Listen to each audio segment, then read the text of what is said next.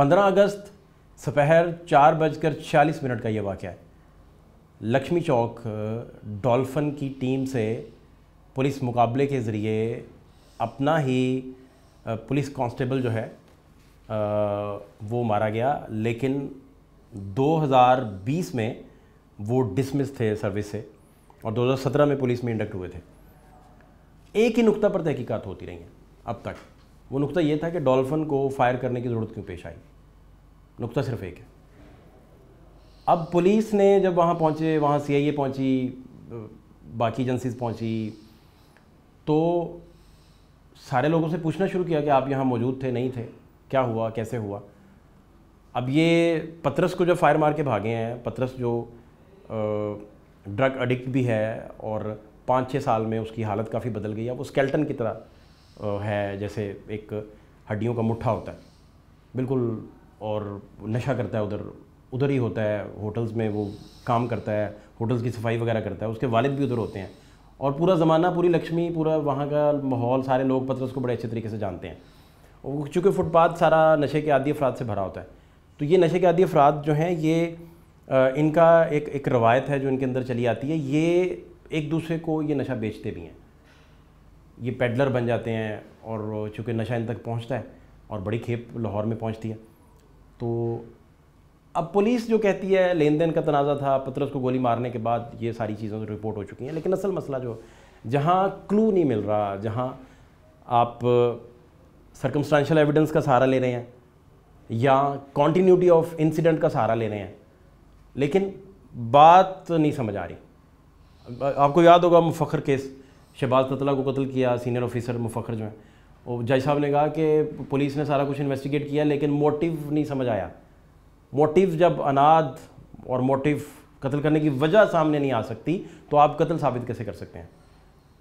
तो इस सारे केस में सबसे इम्पॉर्टेंट चीज़ ये है कि पुलिस के पास कोई एविडेंस मौजूद नहीं जो ये साबित करे कि कामरान जो पुलिस कांस्टेबल थे और उनके साथ उनके ब्रदर इन लॉ थे अंसर जो ज़ख्मी हुए, पुलिस के पास कोई ऐसा एविडेंस मौजूद नहीं है जो ये साबित करे कि फायरिंग पहले डॉल्फिन पर कामरान की तरफ से की गई।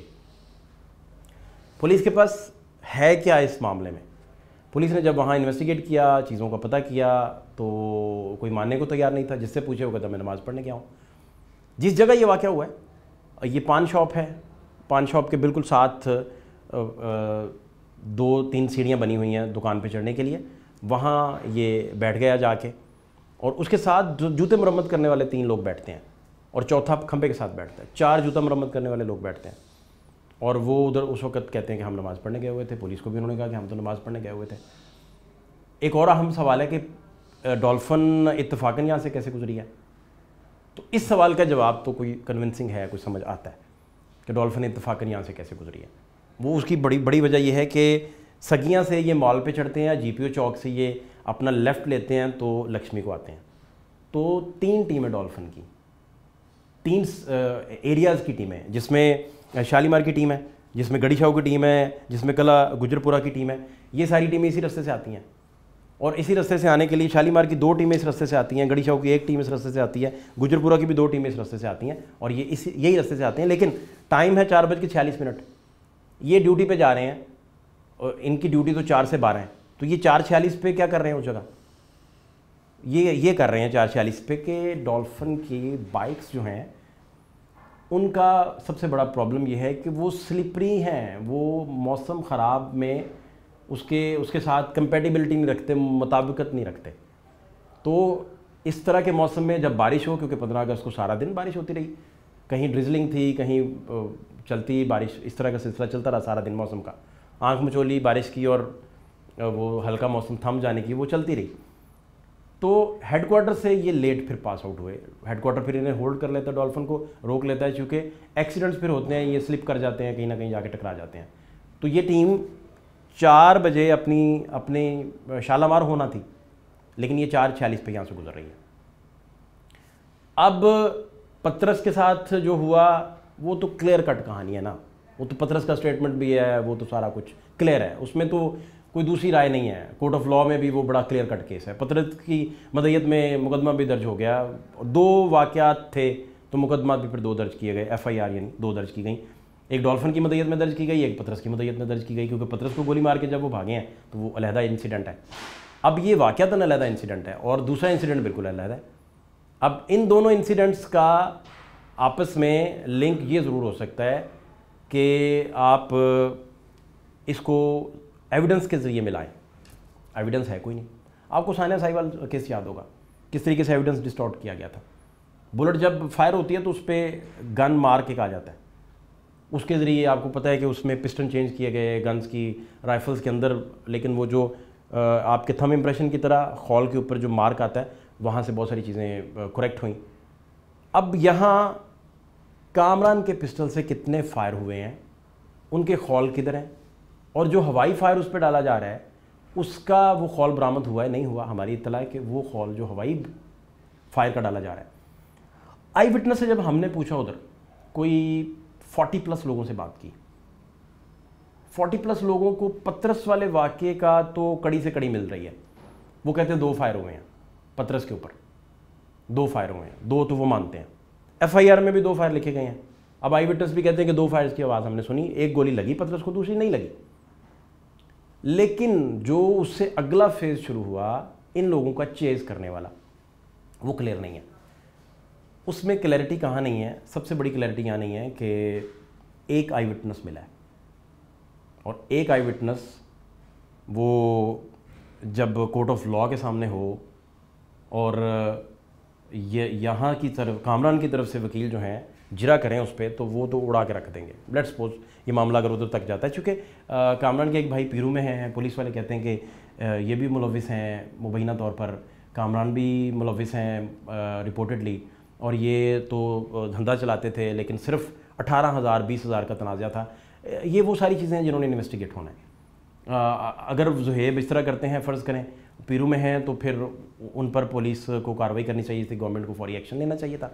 लेट्स सपोज अगर वो करते हैं तो अगर ऐसा है तो हाँ, ये ज़रूर है कि पीरू का एक जवान चलान हुआ था मोटरसाइकिलों के चोरी में, वो चलान हो चुका है, वो रिकॉर्ड पे मौजूद है। उस पर हम आने वाले दिनों में भी कोई वीलॉग्स करके आपको दिखाएंगे कि वो क्या हुआ था बेसिकली, कि पुलिस का अपना बंदा UET के पास पीरू फोर्स का जवान था, तो वो तय कर लेता था कि आप बाइक यहाँ से चोरी करें।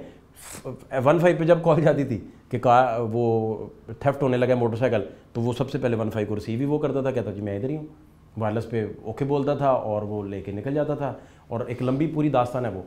ऐसा नहीं है कि कुछ लोग जिनको जो फोर्सेस से ताल्लुक़ रखते हों, पुलिस फोर्स से, उनसे गलतियाँ ना होती हों, बहुत सारा हो जाता है, होता भी है, चालान भी बहुत सारे लोग हुए हैं। लेकिन सबसे बड़ा मसला एक आई विटनेस ने क्या बताया, एक आई विटनेस की बुनियाद पे ये सारा कुछ खड़ा है। लेकिन इसके साथ एक और भी अहम बात है।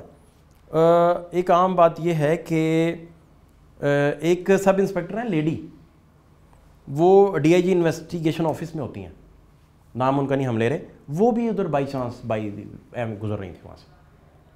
उन्होंने भी कहा कि पुलिस पर फायर हुआ।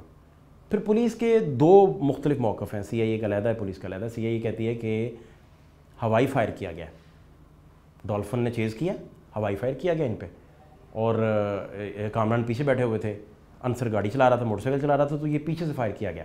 और हवाई फायर था, वो पुलिस वाला था, उसने कहा कि थोड़ा मैं बैक फुट पे इनको लेके जाने के लिए हवाई फायर कर दूं। और डॉल्फिन को तो नहीं पता उधर किसको मार के आए हैं, वो नशे का आदी है, वो क्या है, आपस में क्या तनाज़ा चल रहा है, वो ब्लैंक है उस वक्त। उन्हें सिर्फ ये पता है कि शोर सा पड़ गया कि गोली मार के भागा है, और वो चेज़ करने चले गए हैं। अब आप कामरान की इंटेंशन अगर देखें तो उसने जान से मारने की कोशिश तो इसको पतरस को भी नहीं की, उसने जान से नहीं मारा, वो थाई में गोली मारी। तो लेकिन डॉल्फिन की टीम को तो उसकी इंटेंशन का नहीं पता।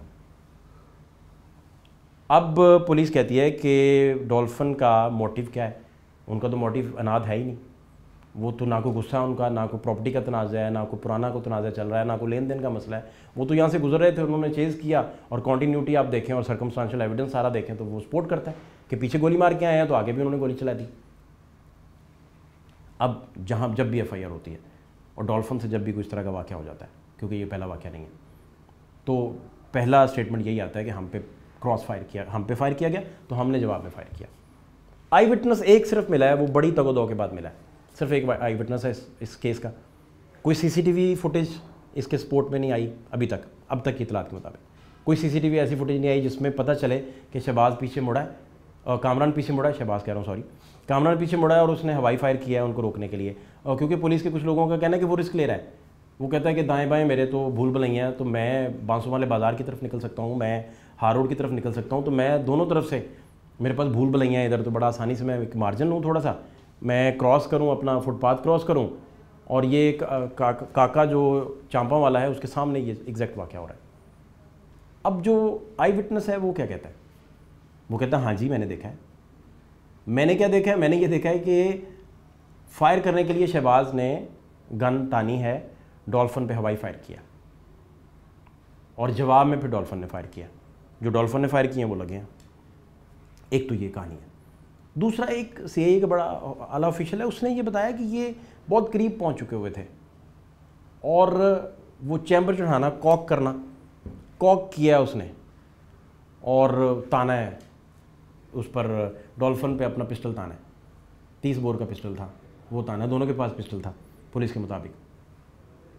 अब ये सारा मामला चूँकि इंतहाई अहम है, इन्वेस्टिगेट होने के काबिल है, और पुलिस पर हमेशा एलिगेशन लगते रहे पुलिस मुकाबलों के, बड़े मसाइल के, मावरा अदालत कत्ल के, लेकिन ये तो वाक़या बड़ा क्लियर कट है जिसमें सामने सब कुछ हुआ और दिन की रोशनी में हुआ, दोपहर 4:46 का टाइम है।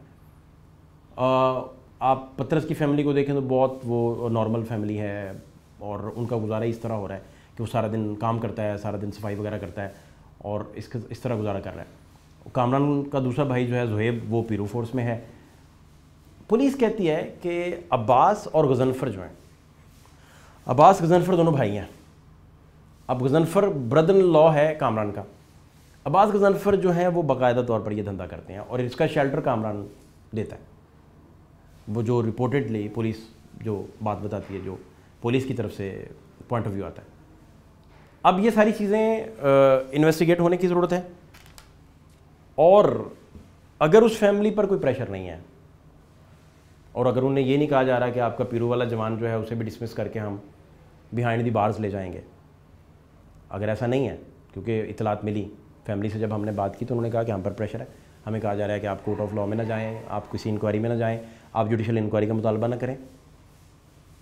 ये बात दुरुस्त है कि लोग कहते हैं कि नशे का आदी शख्स था तो ये नशे के लोग थे तो इनको मर जाना चाहिए। रूल ऑफ लॉ ये नहीं कहता। आपका रूल ऑफ लॉ जो है और एविडेंस जो है वो सबसे ज़्यादा इंपॉर्टेंट है। हम उम्मीद रखते हैं कि आने वाले दिनों में अगर ये मामला विदाउट प्रेशर फैमिली जो है उसे परस्यू करे, जुडिशल इंक्वायरी की तरफ जाए। और इसमें एक बड़ी अहम बात है कि 4 इंस्पेक्टर जो हैं, इंस्पेक्टर सॉरी कह रहा हूँ, 4 एसपीज़ जो हैं इसकी कर रहे हैं, इन्वेस्टिगेट कर रहे हैं इसको। उसमें 4 एसपीज़ जो हैं, इसमें एसपी एडमन है, एसपी डॉल्फिन है, और 4 एसपीज़ इसको इन्वेस्टिगेट कर रहे हैं। लेकिन सबसे इम्पोर्टेंट बात है, अगर आखिरी नुक्ता है, आखिरी नुक्ता ये है कि अगर डॉल्फिन साबित करने में नाकाम हो जाती है, कोर्ट ऑफ लॉ में फ़र्ज़ करेंगे मामला चला गया, जुडिशल इंक्वायरी में चला गया, क्योंकि मैटर ऑफ इन्वेस्टिगेशन है, डॉल्फिन नाकाम हो जाती है ये बताने में कि क्योंकि एक ही बात पे इन्वेस्टिगेट हो रहा है कि नौबत क्यों आई फायर करने की, वो नाकाम हो जाती है, तो फिर डॉल्फिन के खिलाफ क्या हो सकता है? इनके खिलाफ 155C का पर्चा हो सकता है, और कत्ल ख़ता उसमें दफ़ात शामिल होंगी। कत्ल ख़ता में 318 है, 319 है, और 318 में गलती से बंदा कत्ल हो गया। मसलन आप ए को फायर मारना चाह रहे थे, बी को लग गया, गलती से बंदा मर गया, कत्ल ख़ता। आपका कोई भी निगलिजेंट एक्ट, आपसे कोई भी गलती हो गई, निगलिजेंस हो गई, चूक हो गई, उसमें 319 लगेगी। आपका निशाना भी चूक गया, इसमें यह भी एक एग्जांपल है, तो उसमें 319 लगेगी। 18 आपको बताया गलती से कोई बंदा मर गया, ये निगलिजेंस एक्ट है। ऐसा एक्ट जो मौत का सबब बन गया, इसे कत्ल बिस सबब कहते हैं। कोई ऐसा एक्ट, कोई ऐसी निगलिजेंस या कोई ऐसी मिसकैलकुलेशन, आप इस सारे केस को आप देखें तो ये आपको दीगर कुछ केसेस और सानिया मॉडल टाउन और सानिया साहिवाल सॉरी उसकी आपको मंजरकशी और उसकी डिटेल में किसी दिन जाएंगे इंशाल्लाह। 321 कत्ल बिस सबब इस पे लगेगा, और 6 से 7 साल उसकी सज़ा है। अगर ये केस साबित नहीं होता तो ये जितनी एफआईआर हुई है ये रिवर्स हो जाएगी सारी डॉल्फिन के ऊपर, और कोर्ट ऑफ लॉ में उन्हें अगर आप कहें कि पनिशमेंट मिलती है या वो कन्विक्ट होते हैं तो ये 6 से 7 साल की सज़ा है। उम्मीद रखते हैं कि इस तरह के केसेस जो हैं टेस्ट केसेस के तौर पर इन्हें देखा जाएगा, और ये भी उम्मीद करते हैं कि बहुत बेहतर ट्रेनिंग की जाए ताकि कैलकुलेशन करने में बहुत सारी आसानी रहे और फिर किसी फैमिली पे कोई प्रेशर भी ना हो। सबके लिए कोर्ट का दरवाज़ा, आइन का दरवाज़ा, कानून का दरवाज़ा जो है वो खुला रहे। इजाज़त दीजिए, अल्लाह ने के बाद।